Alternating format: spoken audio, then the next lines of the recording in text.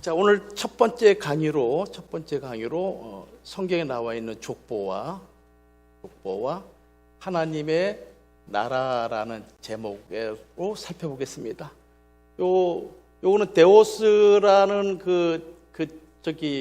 신이라는 주라는 단어의 약자. 그래서 개구리 눈을 이렇게 보통 이렇게 씁니다. 그러니까 그렇게 아시기 바랍니다. 자, 우리가 성경을 보면은 성경에 아주 핵심적인 주제가 있어요. 핵심적인 주제가 있습니다. 그러니까 지금 제가 강의하는 것은 여러분 교재의 첫 번째 강의는 그 강의에 들어가기 위한 사전 내용이니까 여러분들 이런 내용들은 별도로 좀 정리를 하세요. 뭐냐면은 성경을 보면 크게 이렇게 볼 수 있어요. 창조 사건이 창세기 1장과 2장에 기록되어 있죠. 그 다음에 타락 사건이 기록되어 있습니다. 타락 사건, 이것이 창세기 3장에 기록되어 있죠. 그리고 이 타락한 인류를 구원하기 위한 하나님의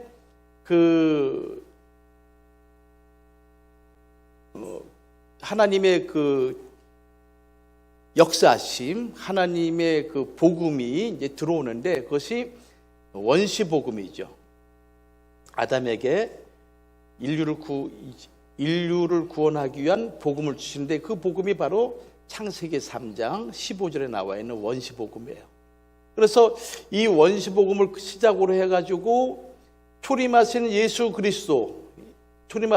그리스도가 이 땅에 오실 때까지 요 내용이 뭐냐면은 바로 구속 사건이에요. 그래서 이 구속 사건은 창조 사건, 타락 사건, 그리고 타락한 인류를 구원하기 위한 하나님의 구속의 역사, 구속 사건이죠. 그리고 초림 예수를 통해서 이루신 하나님의 구원의 역사가 재림을 통해서 성취가 되죠. 그래서 이거는 뭐냐면 우리가 회복 또는 완성 이렇게 표현할 수가 있어요. 그런 면에서 성경을 우리가 큰 주제로 얘기한다면은 첫 번째는 창조 사건, 두 번째는 타락 사건, 그리고 타락한 인류를 구원하기 위한 하나님의 구속의 사건, 그리고 네 번째는 이제 완성 사건이죠. 그래서 이 완성 사건은 계시록 21장에서 22장까지 기록되어 있죠. 그리고 이 원시복음은 창세기 15장부터 초림하신 예수 그리스도 여기까지는 이제 신약 사건이죠. 신약 전 사건이죠. 그래서 이 사건은 이제 구약의 사건이죠. 구약. 그리고 초림하신 이후로부터는 이제 신약의 역사죠. 이렇게 볼 수가 있습니다. 그런데 이 구속 사건을 이루기 위한 그 내용이 어디에 집중적으로 기록되어 있냐면은 우리가 마태복음 1장 1절에서 16절까지 이 족보에 하나님의 구속의 모든 역사가 압축되어 있어요. 여기에 우리가 잘 알다시피 창세기 3장 15절의 말씀은 원시복음을 주식으로 약속했잖아요. 그래서 성경에 등장하는 수많은 축복은 이 원시복음이 시작점이 되는 거예요. 이 원시복음의 핵심이 뭡니까? 그것은 여자의 후손을 약속하신 거죠. 여자의 후손은 누굽니까? 곧 갈라디아 4장 4절 말씀 보면은 때가 차면 하나님께서 하나님의 아들을 여자에게 나게 하시고, 그러니까 예수 그리스도를 말씀하고 있는 것이죠. 그래서 여자의 후손인 예수 그리스도를 약속하신 사건이고, 여자의 후손인 이 예수 그리스도께서는 곧 장차 타락한 이후로 잃어버린 하나님의 나라를 회복하기 위한 하나님의 나라, 천국 자체 되시는 분이신 거예요. 그래서 마태복음 3장 1절 말씀 보면은 세례 요한이 외친 첫 일성이 뭡니까? 회개하라, 천국이 가까웠다. 그 천국은 바로 예수님 자신을 얘기하고 있는 것이고, 또 세례 요한이 헤롯에게 죽음을 당하고 난 이후에 예수님이 외친 첫 일성이 뭡니까? 마태복음 4장 17절에 역시 회개하라, 천국이 가까웠다라고 얘기하시므로 바로 예수님이 땅에 오신 것은 무엇을 얘기하는 거예요? 하나님의 나라, 천국을 성취하기 위한 그 목적인 것이죠. 그래서 마가복음 1장 14절과 15절 말씀 보면은 하나님 나라의 복음이 시작되었다라고 이렇게 마가복음은 시작을 하고 있어요. 그래서 사복음서의 첫 번째 기록한 것이 마가복음인데, 마가복음은 이 복음서의 시작이 뭐냐? 하나님의 나라가 시작되었다라는 것을 얘기함으로써 복음서가 시작이 되는 거예요. 우리 마가복음 1장 14절 말씀 찾아볼까요?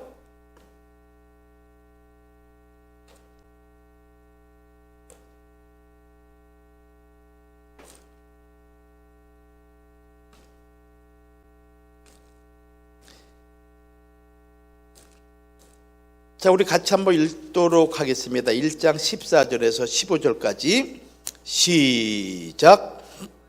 요한이 잡힌 후 예수께서 갈릴리에 오셔서 하나님의 복음을 전파하여, 하나님의 복음이라고 말씀하고 있죠. 하나님의 복음을 전파하여 이르시되 때가 찼고 하나님 나라가 가까웠으니 회개하고 복음을 믿으라, 이렇게 선포를 하게 되는 거예요. 그래서 이 예수 그리스도가 이 땅에 오신 것은 우리 개개인으로 볼 때는 우리의 구원을 완성시키기 위함이요, 동시에 나라적인 측면에서 볼 때는 잃어버린 에덴 동산을 회복함으로 말미암아 영원한 하나님의 나라를 성취하기 위한 하나님의 목적인 것이죠. 그래서 그것을 이루기 위한 그 내용이 이제 마태복음 1장 1절에서 16절에 기록되어 있는데, 여기 이 마태복음 1장 1절은 이렇게 기록되어 있어요. 어떻게 시작되고 있냐면은 아브라함과 다윗의 자손 예수 그리스도의 계본이라고 말씀하고 있죠. 여기서 아브라함과 다윗이라는 인물을 언급을 하고 있어요. 그리고 그 결론이 뭐냐면은 바로 예수 그리스도라고 얘기하고 있습니다. 근데 여기서 이 아브라함이 왜 중요하냐면은, 다윗이 왜 중요하냐면은, 이 아브라함이라는 인물은 성경에 나와 있는 하나님의 나라의 구체적인 그 하나님의 계획을, 언약을 맺은 당사자가 누군가 하면 아브라함이었어요. 아브라함. 그리고 이 다윗은 아브라함과 하나님이 약속하신 그 언약을 역사적으로 성취한 임금이 누구냐면은 다윗 왕인 거예요. 그래서 역대하 13장 8절에 보면은 아비야하고 여로보암이 전쟁을 하는데, 그때 아비야가 이런 얘기를 해요. 다윗이 다스리는 여호와의 나라를 감히 너희가 침공하느냐라고 얘기를 해요. 그건 무슨 얘기예요? 지금 북조 이스라엘과 남조 유다가 갈라진 상태에서 이 남조 유다는 여호와의 나라라는 것을 선포하고 있는 것이죠. 그러면서 우리에게는 아론으로부터 시작한 거룩한 제사장들이 있고, 그들에 의해서 하나님 앞에 조속으로 제사를 드리고, 그리고 늘 하나님 앞에 기도가 끊어지지 않는 그런 거룩한 하나님의 백성의 정체성을 가지고 있다는 것을 역대하 13장 8절 이하에 선포함으로, 이 세상에 수없이 많은 나라가 있지만은 우리 남조 유다는 하나님 여호와의 나라라는 것을 표현을 해요. 여러분, 세상 나라 가운데서 지금 이 많은 나라 가운데서 자기 나라를 하나님의 나라라고 표현하는 나라와 민족이 어디 있어요? 그렇죠? 감히 그럴 수가 없는 거예요. 감히 그럴 수가 없는 거예요.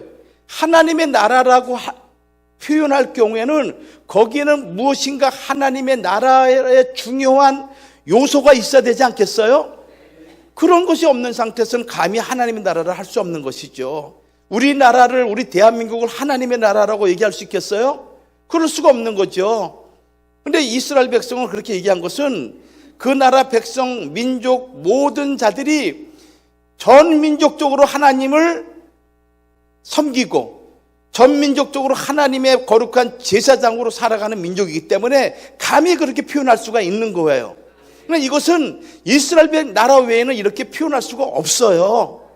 그래서 그 나라를 그 역사적으로 세운 임금이 누구냐? 다윗 왕인 거예요. 그래서 이 다윗 왕은 역사적 하나님의 나라를 성취한 그런 임금이죠. 그리고 예수 그리스도는 이 역사적인 하나님의 나라를 근거로 해서, 즉 아브라함과 그들의 믿음의 조상인 아브라함과 맺은 언약을 기초로 해서 다윗은 그 언약을 성취한 것이고, 장차 예수 그리스도는 모든 열방 백성들이 함께 참여하는, 그래서 계시록 5장에 나와 있는 모든 족속 백성 열방들이 참여하는 거룩한 하나님의 나라를 완성시키는 그런 메시아가 바로 예수 그리스도이신 거예요.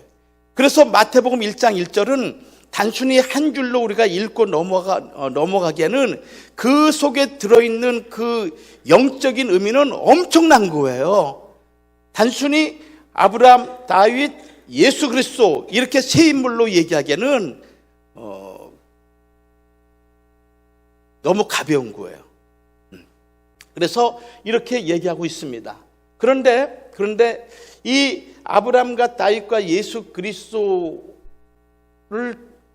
통해서 이루어지는 이 약속이 이제 마태복음 1장에 그 족보로 등장하고 있죠. 족보로 등장하고 있습니다. 그래서 이 마태복음에 나와 있는 이 족보는 무엇을 지향하는 족보냐면은, 아까도 강조하지만은 무슨 뭐예요? 하나님의 나라를 지향하는 그런 족보다, 이렇게 봐도 충분하다는 거예요. 자, 그러면은 이 마태복음 족보를 보면은 3기로 나눌 수가 있죠. 그래서 첫 번째 제1기는 누구부터 시작됩니까? 아브람부터 해서 다윗 왕까지죠. 다윗 왕까지, 이게 1기가 돼요. 이 아브라함은 BC 2166년에 태어나죠. 그다음에 다윗 왕은 1003년에 왕이 됩니다. 그래서 다윗 왕까지의 기간, 요 1기라고 얘기해요. 성경은 마태복음 1장 1절에서 6절 상반절까지 기록되어 있습니다. 그다음에 두 번째 제2기는 다윗부터 해서 바벨론 포로로 이구할 때까지.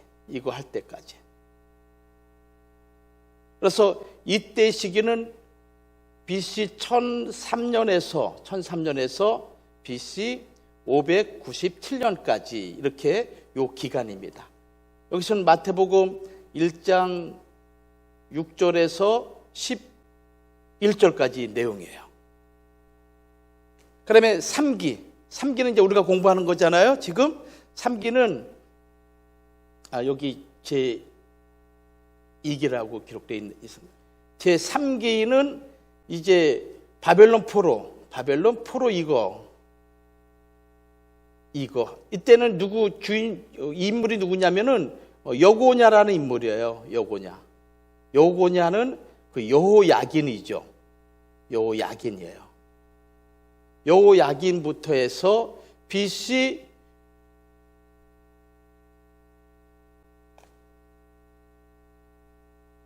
여호야긴부터 바로 예수 그리스도 탄생까지 기간이에요. 이것은 마태복음 1장 12절에서 16절까지 기록됐습니다. 이 시기는 언제냐면 기간적으로 BC 597년부터 해서 BC 4년까지 기간, 이렇게 기록됐습니다. 그래서 마태복음 1장에 나와 있는 아브라함과 다윗의 자손 예수 그리스도의 세계라라고 표현했는데, 요 전체 내용을 이렇게 3기로 구분할 수가 있고요. 그다음에 그 연대기로 따져보게 되면은 이렇다라는 것을 우리가 알 수가 있습니다. 자, 요 시기의 특징이 있습니다. 어떤 특징들이 있냐면은, 요 제1기는 이스라엘 나라가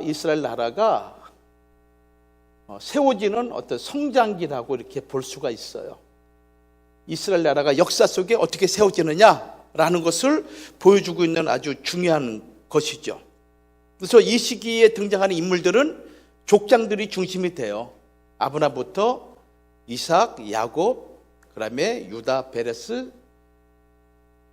세라 이렇게 쭉 나오죠. 그래서 12명의 족보가 이제 14명이 등장하게 되죠. 그다음에 이 제2기 다윗부터는 요 때의 그 내용은 어떤 내용이냐면은 이스라엘 나라가 이스라엘 나라가 쇠퇴를 해요. 쇠퇴. 그래서 바벨론, 결국은 이방의 나라인 바벨론 포로에 의해 가지고 잡혀가게 되잖아요. 3번에 걸쳐 가지고 잡혀가게 되는 것은 이스라엘 나라가 하나님이 원하시는 그 목적대로 그들이 사명을 감당하지 못했기 때문에 하나님께서 징계의 도구로 이방 나라 이스라엘을 치기 위한 바벨론 나라를 동원하셔 가지고 하나님이 치시는 거예요. 그래서 이 시기는 우리는 이스라엘의 쇠퇴기라 이렇게 얘기를 해요. 그 다음에 마지막 이 제3기는 이것은 그 바벨론 포로 이후로 다니엘이 예언했던 그 다니엘 2장에 나와 있던 금신상의 사건을 통해서 앞으로 일어날 역사의 계시를 설명하시고 계시는데 그 가운데서 이제 메시아를 기다리는 시기, 바로 이것이 제3기의 내용인 것입니다. 자, 3기의 내용. 그렇게 해서 우리는 제1기, 2기, 제3기 이렇게 우리가 살펴볼 수가 있습니다. 그래서 이 제3기는 이스라엘의 회복기라고 할 수 있죠. 이스라엘 다시 회복되는 회복 시기이면서 그러면서 메시아를 대망하는 그런 시기를 할 수가 있습니다. 그래서 요 제3기 때는 그 세계 역사가 아주 격동을 해요. 격동을. 그래서 이것을 그 많은 사람들이 뭐냐면은 그 세계 역사, 세계사의 여울목이다 이렇게 표현하고 있는 거예요. 여울목. 그러니까 갑자기 물이 흐르다가 좁혀지게 되면은 그 흘러오는 물이 압력으로 그 좁은 통로를 지나가기 위해서 막 세지잖아요. 거칠고. 바로 그런 시기예요. 그러니까 세계 역사가 막 변화무쌍하게 막 일어난 시기예요. 막 한 나라가 세워졌다가 망하기도 하고 또 다른 나라가 세워지면서 수없이 많은 사건, 전쟁, 사람이 죽어가는 그런 시기가 바로 이 제3기의 시기라 이렇게 얘기할 수 있습니다. 그래서 이때는 바벨론이 멸망당하고 그 다음에 바벨론 멸망 이후에 페르시아 제국, 이 페르시아 제국 오늘 이란 제국이잖아요. 그렇죠? 바벨론은 이라크. 그래서 옛날에 그 이라크의 그 왕 대통령이 후세인이죠.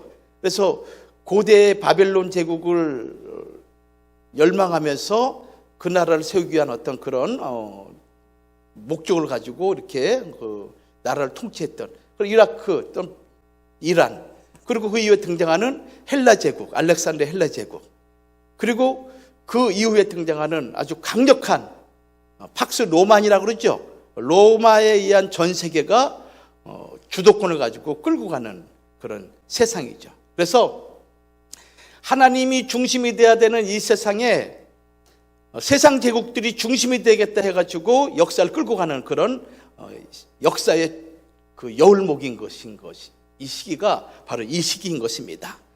그래서 이 시기에는 바벨론 포로의 귀한 자들의 사건이 있는데 이 바벨론 포로와 귀환을 통해 가지고 그들이 가장 핵심적으로 했던 것이 무엇인가 하면은 어떤 내용이에요? 성전을 건축한 내용이죠. 그렇죠? 그래서 여기서 하나님 나라와 성전과의 관계는 동전의 양면과 같아요. 그러니까 하나님이 임재하는 장소가 없이는 결코 하나님 나라가 이루어질 수가 없는 거예요. 그래서 하나님 나라와 성전은 아주 불가분의 관계인데 이 성전을 이루기 위한 이스라엘 백성들이 어떻게 그들이 그 험악한 그 역사 속에서 살아왔는지를 우리가 한번 살펴볼 거예요. 그리고 이때 이제 어떤 일이 또 발생되냐면은 이 성전과 더불어 가지고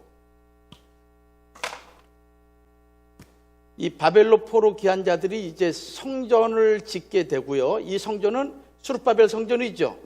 수룹바벨 성전이고 두 번째는 느헤미야에 의해 가지고 이 성벽을 건축하게 돼요. 느헤미야죠. 그 다음에 세 번째 아주 중요한 것이 있는데 뭐냐면은 하나님의 말씀을 교육을 시켜요. 교육. 이것이 누구에 의하면 에스라에 의해서 교육이 돼요. 그래서 성전과 성벽과 하나님의 말씀으로 그들을 충만케 함으로 말미암아 이것이 구약 역사의 마지막으로 하나님의 집이 완성이 돼요. 이게. 그리고 예수님 오실 때까지 신구약 중간기 400년의 기간이 지나가는 거예요. 이것은 이제 다음 주에 좀 더 깊이 이제 공부를 할 겁니다.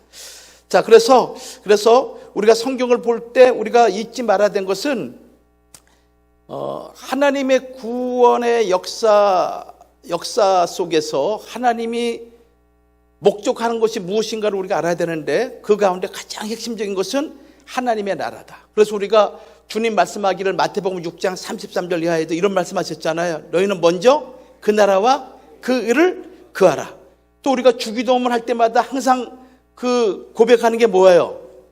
하나님 이름이 거룩히 여김을 받으시옵시며 나라의 임하옵시며 뜻이 하늘에서 이루어진 것 같이. 그래서 하나님의 이름과 하나님의 나라와 뜻 이것이 같이 진행되잖아요.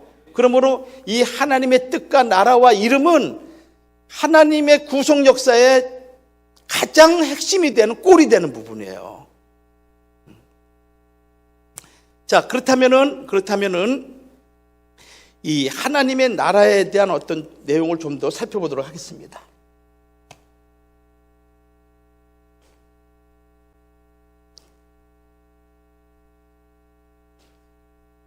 제가 말이 빠르지 않죠? 빨라요? 빠르면 빠르다 얘기해 주세요. 네. 괜찮으면 괜찮다. 좋으면 좋다. 싫으면 싫다. 이게 좀 분명히 해야 제가 좋은 사람한테는 부드럽게, 더 부드럽게, 싫다는 사람에게는 더 싫게. 감사합니다.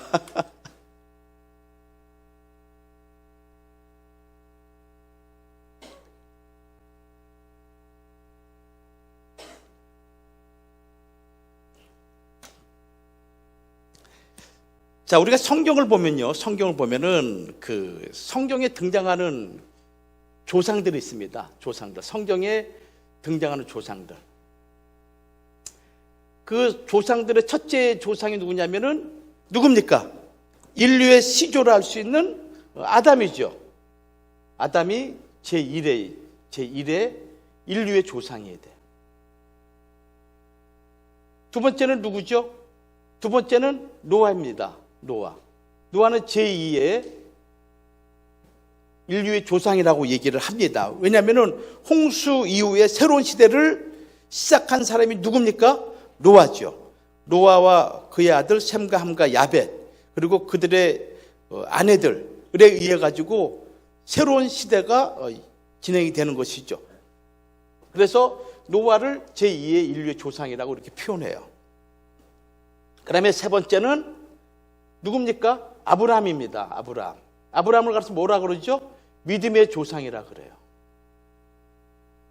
그래서 성경에는 세 사람의 조상이 등장을 해요. 세 사람의 조상이 등장을 하게 됩니다. 그러니까 이 세 사람 가운데 특별히 아브라함은 믿음의 시발점이라는 인물이죠. 대단히 중요한 인물이죠. 근데 요 세 사람의 특징이 있습니다.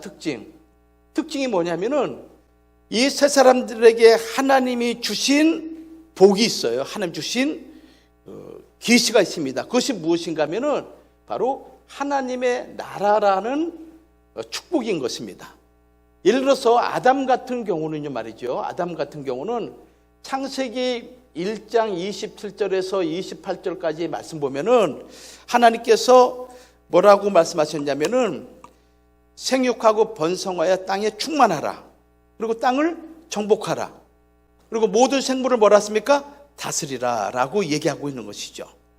이것은 하나님이 주신 은혜로 말미암아 온 세계 만물을 하나님의 나라로 확장시켜 나가라는 그런 의미 아닐까요? 그렇죠. 예, 생육하는 것도 뭐 악한 인생을 생육하라는 의미가 아니잖아요. 하나님의 주신 그 거룩한 동산 안에서 창조 세계를 하나님의 나라로 회복하고자 하는 하나님의 명령인 것이죠. 이것이 창세기 1장 27절, 28절에 기록되어 있습니다. 물론 창세기 1장 22절에도 말씀하고 있습니다. 또 노아의 같은 경우도 노아 홍수 심판 이후로 모든 인류가 악한 자들이 멸망하고 난 이후에 하나님께서 아담에게, 이 노아에게 다시 복을 주시는데, 그 복이 뭐냐면은 창세기 9장 1절과 7절 말씀 보면은 아담에게 주었던 생육하고 번성하고 충만하라라는 내용을 주시는 거예요. 역시 동일한 축복이죠. 하나님의 나라를 타락한 이후로 에덴 동산에서 쫓겨난 인류에게 하나님의 나라를 회복하도록 하기 위한 하나님의 명령이죠. 이것이 창세기 9장 1절과 7절에 동일하게 기록되어 있어요. 그런데 이러한 내용을 좀 더 구체적으로 드러내신 그 내용이 누구와 관련해서 드러나냐면은 아브라함과 관련해서 드러나는 거예요. 여러분들, 아브라함은 창세기 12장 1절과 3절에 걸쳐가지고 하란에서 하나님의 부름을 받게 됐죠. 그래서 그가 세겜에 와서 하나님의 말씀을 듣고 이 가나안 땅 전체를 주겠다는 말씀을 받게 되죠. 그리고 난 다음에 창세기 15장에 와서 하나님과 아주 중요한 언약을 맺게 돼요. 그것이 뭐냐면은 우리가 잘 알고 있는 헷불 언약이죠. 헷불 언약이에요. 이 헷불 언약의 내용이 13절에서 21절까지 기록되어 있습니다. 근데 이 창세기 15장 13절에서 25절, 21절까지 헷불 언약인데, 이 헷불 언약의 핵심이 뭐냐면은 바로 아담과 노아에게 약속하셨던, 말씀하셨던 하나님의 나라를 이 아브라함을 통해서 구체적으로 이루기 위한 구체적인 내용을 언급을 해요. 이것이 헷불 언약을 통해서 약속하신 것이죠. 그래서 이 헷불 언약은 크게 우리가 이렇게 나눠볼 수 있어요. 창세기 15장 4절에서 5절까지 말씀 보면은 하나님께서 무엇을 말씀하고 있냐면은 하나님의 거룩한 그 자손들을 약속을 해요. 그러니까 아브라함의 자손이죠. 믿음의 조상을 통해서 나타날 언약의 자손들이죠. 그 자손을 약속하게 됩니다. 그리고 15장 7절에 와서는 하나님께서 땅을 약속하죠. 땅을 약속합니다. 그리고 15장 13절에서 21절까지 내용을 볼 것 같으면은 이제 이 자손과 땅을 이루기 위한 구체적인 실천 계획을 이제 하나님께서 13절에서 21절까지 내용을 얘기를 해요. 이 내용이 무엇인가 하면은 하나님의 자손과 땅을 주시기 위해서 첫째는 뭐냐면은 400년 동안 이방의 객이 된다. 이방살이를 하게 될 것이다 라는 얘기를 해요. 두 번째는 뭐냐면은 아브라함 개인의 축복이죠.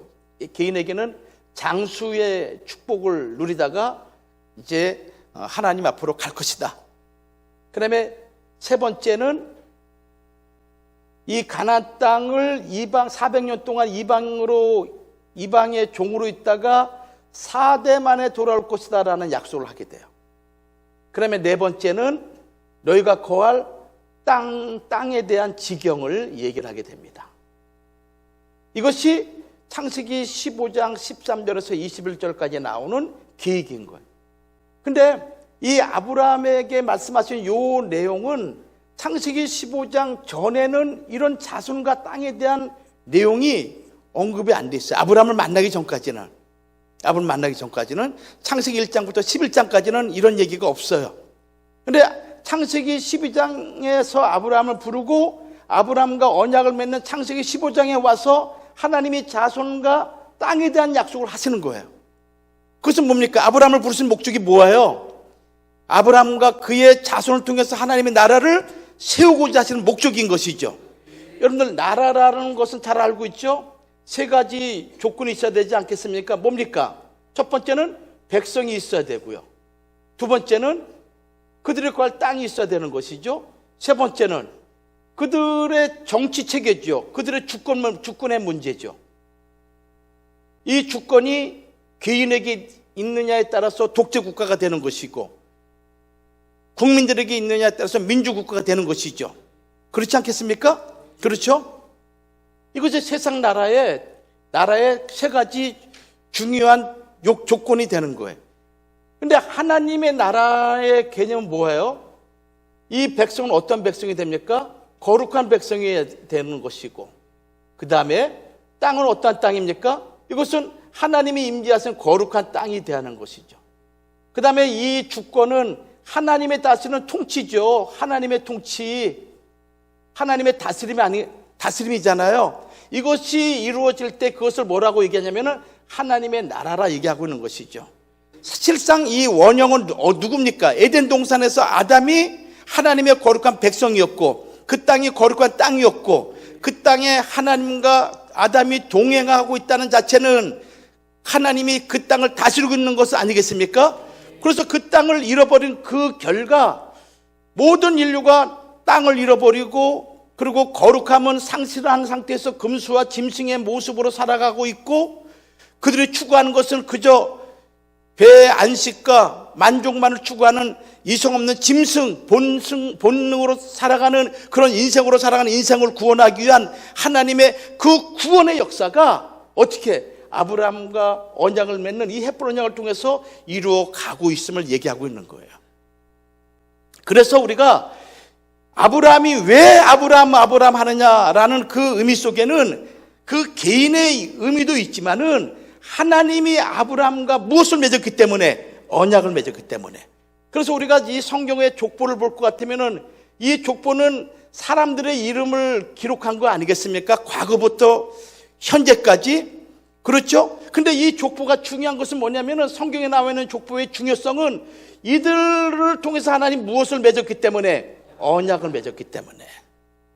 그래서 창세기 우리가 공부하는 이 5권의 핵심이 영원한 언약이라고 말씀하고 있잖아요. 영원한 언약. 그 영원한 언약은 하나님이 우리에게 주시고자 하시는 영원한 생명의 약속도 분명하지만은 그 생명을 누리는 우리의 고향이 있어야 되지 않겠어요? 우리가 가야 될 장소가 있어야 되지 않겠어요? 그것이 어디입니까? 하나님의 나라죠. 그래 안 그래요? 그래서 그 나라를 우리가 경험하기 위해서 우리가 이 땅의 교회 생활과 믿음 생활과 은혜 생활을 통해서 하나님의 은혜를 받는 그 순간 내 안에 하나님 나라가 이루어지는 거예요. 그래서 내 주 예수 모신 곳이 그 어디나 하늘나라죠. 그렇죠? 하나님의 은혜, 하나님의 거룩함, 임재하심이 역사하는 그곳이 곧 무엇인가 하나님의 나라인 거예요.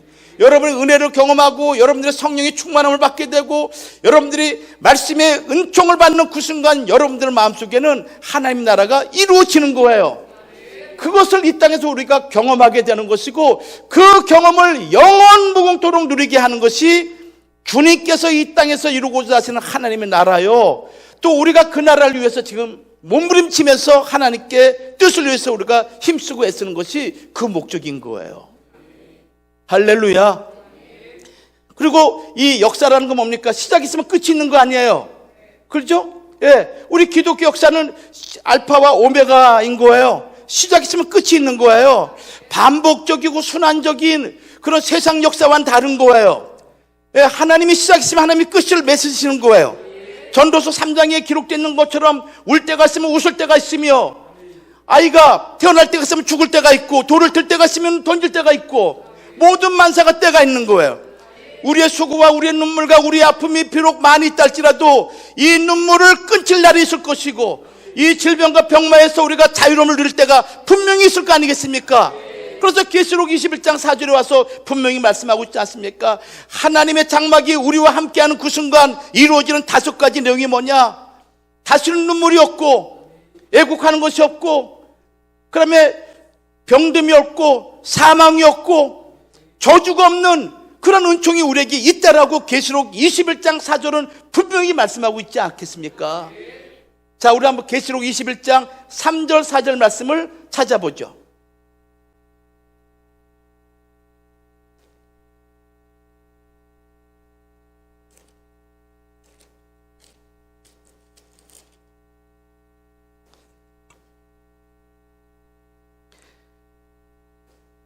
자, 우리 같이 큰 목소리로 읽어보겠습니다. 3절 4절 시작. 내가 들으니 보좌에서 큰 음성이 나서 이르되 보라 하나님의 장막이 사람들과 함께 있음에 하나님이 그들과 함께 계시리니 그들은 하나님의 백성이 되고 하나님은 친히 그들과 함께 계셔서 모든 눈물을 그 눈에서 닦아 주시니 다시는 사망이 없고 애통하는 것이나 곡하는 것이나 아픈 것이 다시 있지 아니하리니 처음 것들이 다 지나갔음이러라. 할렐루야. 이것이 우리 살아생전에 이루어질 줄 믿습니다. 믿으면 바라는 것들이 실상 아니겠습니까? 예, 우리에게 그런 은혜를 하나님이 주시는 겁니다. 여기 뭐라 그랬습니까? 모든 눈물, 우리 눈에서 눈물 나게 하는 것들이 어찌 한두 가지겠습니까? 기쁨의 눈물보다 슬픔과 아픔의 눈물이 더 많지 않습니까? 모든 눈물을 하나님께서 닦아주시고, 두 번째는 뭡니까? 사망이 없고, 죽음 때문에 얼마나 우리가 벌벌벌 떨며 삽니까? 감기 걸리는 건 괜찮지요. 그러나 암이라 진단받거나 아니면 불치병을 진단받거나 아니면 엄청난 사고를 만나가지고 내가 어찌할 수 없을 때 그 순간 우리의 마음을 사로잡는 것이 무엇입니까? 사망의 그림자 아니겠습니까? 그 사망이 다시는 우리를 침범하지 않도록 하나님께서 어떻게 합니까? 없이 하신다.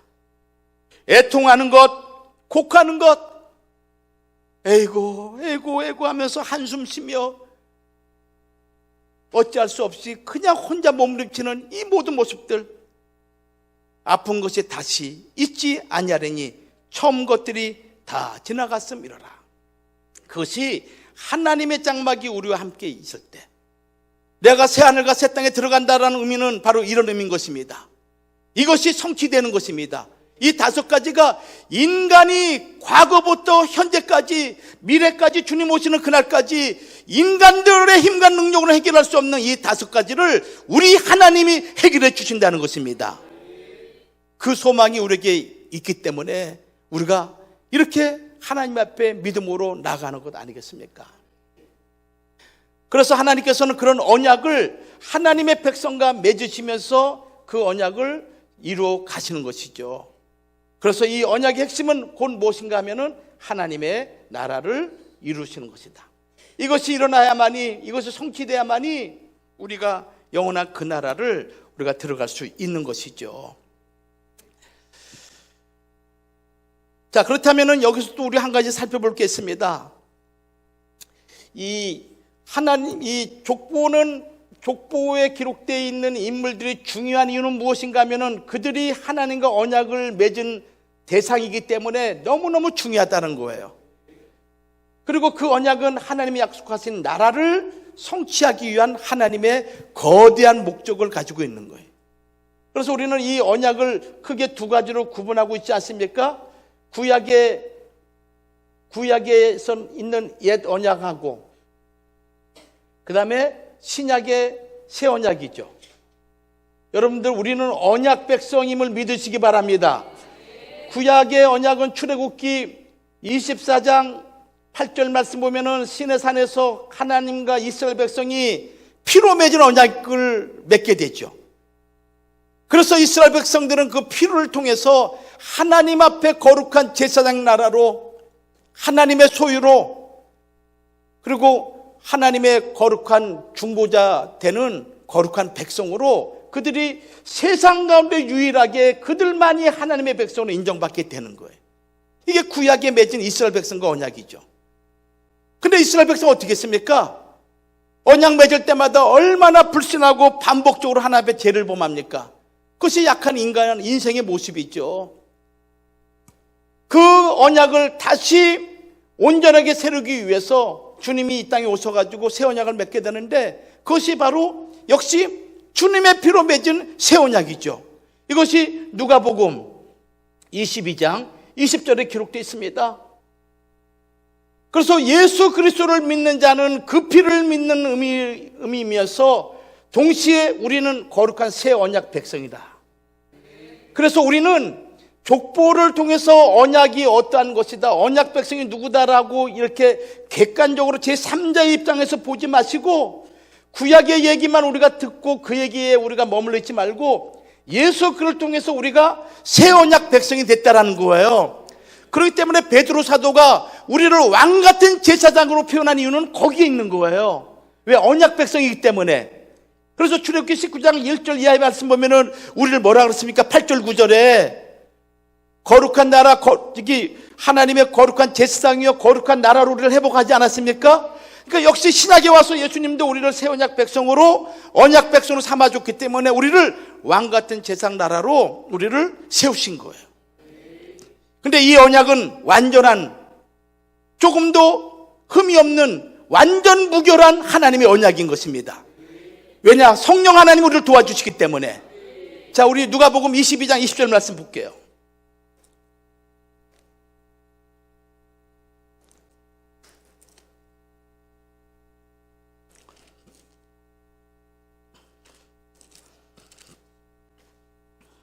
(22장 20절)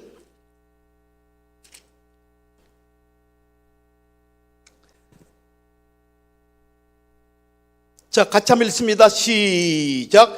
저녁 먹은 후에 잔도 그와 같이 하여 이르시되 이 잔은 내 피로 세우는 새 언약이니. 그렇죠. 이 피로 맺은 새 언약이다. 그래서 예수 그리스도의 보배로운 피를 믿는 자마다 새 언약 백성이 되는 거예요. 여러분들은 새 언약 백성입니다. 그러므로 우리는 이 언약을 성취해야 될 거룩한 숭고한 의무가 우리에게 있는 것입니다. 우리가 죽는다 할지라도 이 언약을, 이 약속을 우리는 어길 수가 없는 것입니다. 여러분, 언약이 뭡니까? 베리트죠. 쪼개다, 나누다, 그런 의미 아니겠어요? 그래서 언약을, 고대 사회에서 언약을 맺을 때는 짐승을 쪼개고 그 사이에 언약을 맺은 두 양자가 걸어가게 됩니다. 그 얘기는 무슨 얘기냐면은 두 사람 중에 한 명이라도 언약을 어길 경우에는, 약속을 깰 경우에는 쪼개진 짐승과 같이 너도 쪼개질 것이다 라고 얘기한 것입니다. 그런 의미를 가지고 있습니다.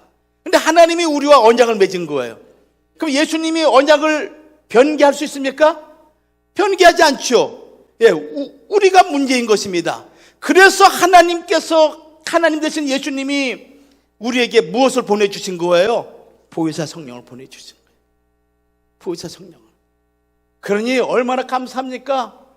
얼마나 감사합니까? 우리가 무엇이 간데, 나 같은 것이 무엇이 간데, 세상적으로 무슨 남들보다 재물이 있는 것도 아니고, 남들보다 뭐 기가 막힌 미모를 갖추는 인물들도 아니고, 여러분 각자 옆 사람들 보세요. 자기들의 모습대로 생긴 거 아니겠어요? 그렇죠? 예, 내놓을 거 아무것도 없죠. 그러나 하나님이 볼 때는 하나님의 눈과 마음과 뜻과 귀는 누구에게 머물러 있습니까? 할렐루야. 얼마나 감사합니까? 얼마나 감사합니까? 내가 외롭다고, 내가 어떠한 일을 당했다고 우리가 염려 걱정할 필요 없습니다. 그래서 우리는 새 언약의 백성이다라는 것을 잊지 마십시오. 나는 언약 백성이에요. 나는 언약 백성이에요. 새 언약의 일꾼으로 우리를 세웠다고 사도 바울이 고린도서 5장에 말씀했어요. 우리는 새 언약의 일꾼인 거예요. 예. 그러니까 과거에 이스라엘 백성들에게 주었던 그 거룩하고 숭고한 의무를 우리에게 주신 거예요. 근데 그들은 권리만을 따졌어요. 권리만을 누렸습니다. 그들에게 주어진 의무를 하지 않았죠. 오늘 우리는 그 의무를 우리가 해야 되는 거예요. 자, 그러면은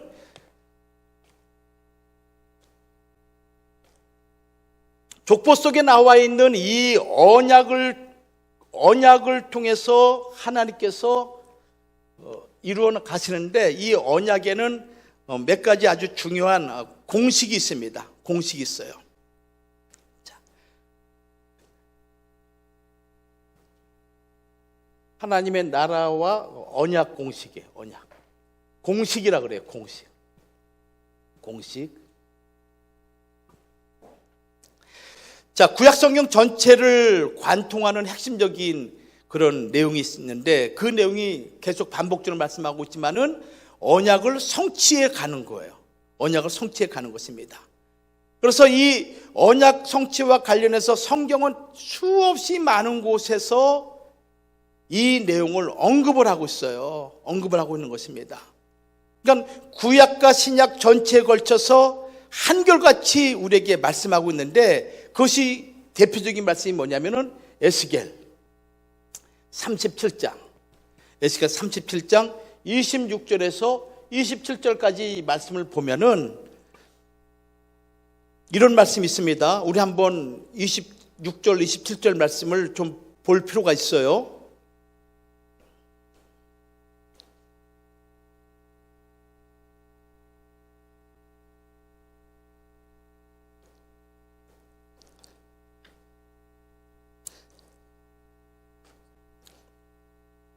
자, 37장 26절, 27절.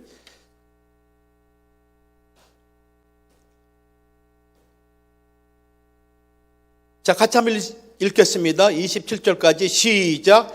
내가 그들과 화평의 언약을 세워서 영원한 언약이 되게 하고 또 그들을 견고하고 번성케 하며 내 성소를 그 가운데 세워서 영원히 이르게 하리니 내 처소가 그들 가운데 있을 것이며 나는 그들의 하나님이 되고 그들은 내 백성이 되리라. 그러니까 하나님이 우리 하나님이 되고 우리가 하나님의 백성이 되는 그 중요한 내용 속에 전제 조건이 무엇인가 하면은 하나님의 처소가 어디 가운데 있어야 되는 거예요?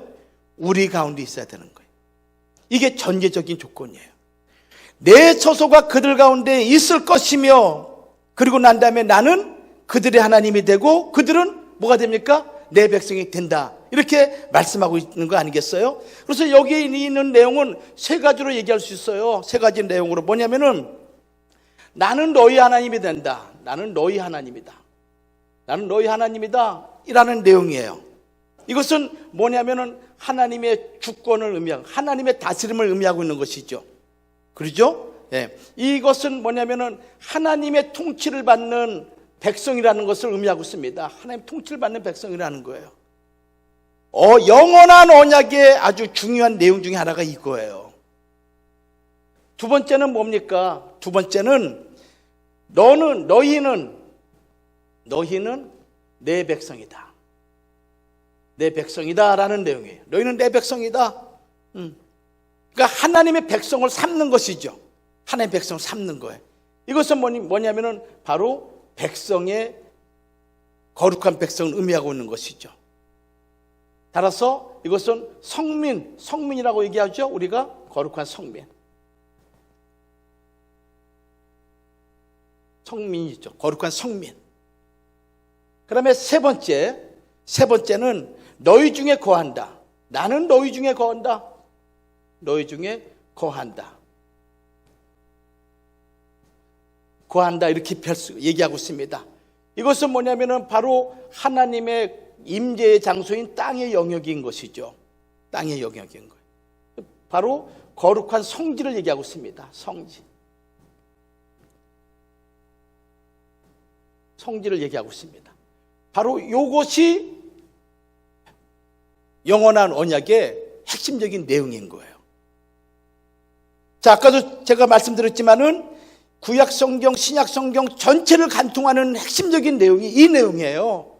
이 내용을 이루기 위해서 예수님은 마태복음 5장을 통해 가지고 우리에게 팔복을 말씀하시고요. 또 수없이 많은 선지자들과 또 제사장들이 하나님 말씀을 대언한 그 거룩한 목적은 여기에 있는 거예요. 또 족보에 등장하는 수없이 많은 인물들이 그들의 역사 속에 그들의 이름이 성경에 기록되어 있는 것은 이러한 역할을 그들이 그 시대에 감당했기 때문에 그들이 하나님의 나라를 이루는 거룩한 백성들의 모습으로 역사 속에 등장한 거예요. 여러분 성경을 보면은 레위기 26장 11절에서 12절까지 말씀 보겠습니다.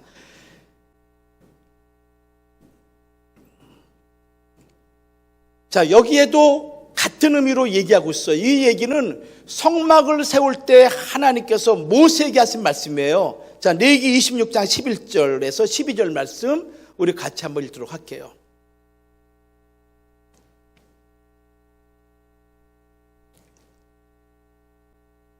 찾으셨죠?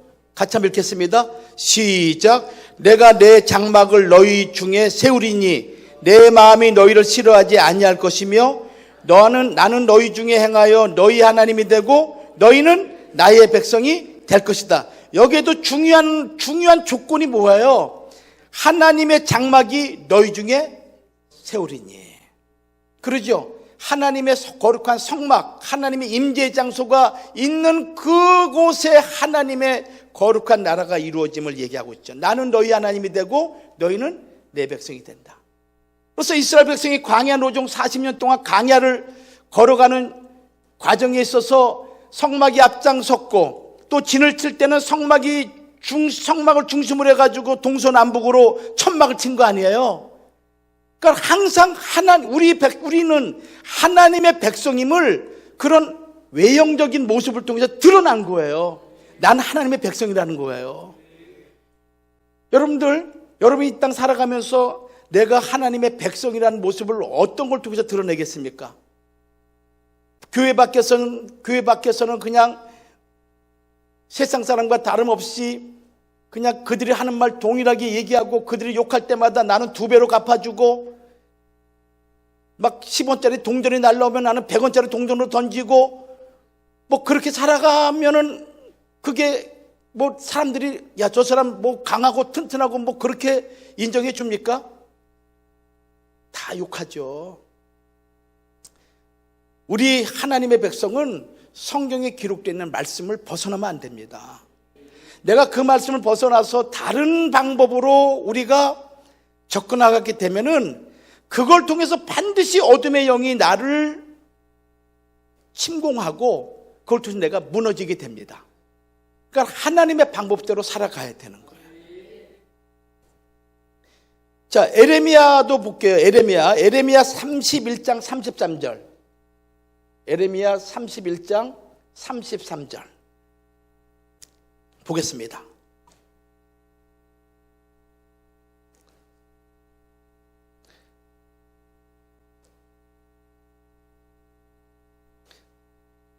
자, 같이 한번 읽을게요. 같이 한번 읽읍시다. 자, 시작.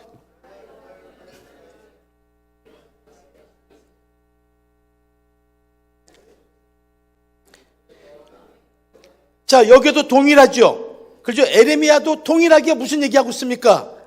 내 처소가 그들 가운데 있을 것이면 나는 그들의 하나님이 되고 너희는 내 백성이 된다. 그러니까 모세, 그다음에 그 모세는 광야 시대 때 모세, 그다음에 왕정 시대 때 에레미야, 그리고 바벨론 포로 기간 중에서도 여전히 동일하게 우리 스가랴 8장 7절에서 8절까지 말씀도 보겠습니다. 스가랴 8장 7절에서 8절.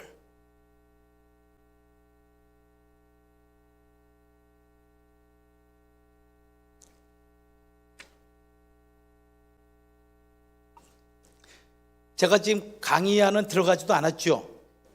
지금 서론만 얘기하고 있는 거예요. 서론만 얘기하고 있습니다. 그리고 강의는 언제 끝나느냐? 걱정하지 마세요. 여러분이 가서 읽으시면 돼. 답은 다 알려드릴 테니까 걱정하지 마시고요. 제가 지금 얘기하는 것은 여러분들이 강의 안에 집착하지 마시고 전체 큰 흐름을 여러분들이 이해를 하고 성경을 읽고 말씀을 들었으면 좋겠어요. 그럼 여러분들의 시각이 달라지고 생각이 높아지게 됩니다. 자, 우리 한번 또 같이 한번 읽을게요. 스가랴 8장 7절에서 8절 시작. 만군의 여호와가 말하노라. 내가 내 백성을 동방에서부터 서방에서부터 구원하여 내고 인도하여다가 예루살렘의 가운데 거하게 하리니 그들은 내 백성이 되고 나는 성실과 정의로 그들의 하나님이 되리라. 예루살렘 가운데 거한다는 건 뭡니까? 예루살렘 그 가운데 무엇이 있습니까? 하나님의 성전이 있잖아요. 그렇죠? 그래서 하나님의 성전과 하나님 나라는 불가분의 관계다. 그래서 모세 시대 때부터 왕정 시대, 그다음에 바벨론 포로 시대, 그리고 예수님이 오시고 난 이후에 장차 이루어질 영원한 새하늘과 새 땅 그곳에서도 아까 계시록 21장 3절 읽었죠. 하나님의 장막이 우리와 함께 계실 때 나는 그들의 하나님이 되고 저희는 내 백성이 되리라. 그렇게 해서 하나님 나라가 성취가 되는 거예요. 그래서 이 성경 전체에 흐르는 큰 그 맥은 뭐냐면은 하나님의 언약을 성취하는 것인데, 이 언약은 하나님의 나라를 성취하는 것이다. 그래서 그 하나님 나라가 오늘 우리 가운데서 예수 그리스도를 통해서 성취가 됨과 동시에 장차 재림하신 예수님을 통해서 완벽하게 성취가 된다는 것을 가르쳐주는 것이 성경에 나와 있는 이 언약의 최종적인 목적이다, 이렇게 말씀할 수가 있습니다.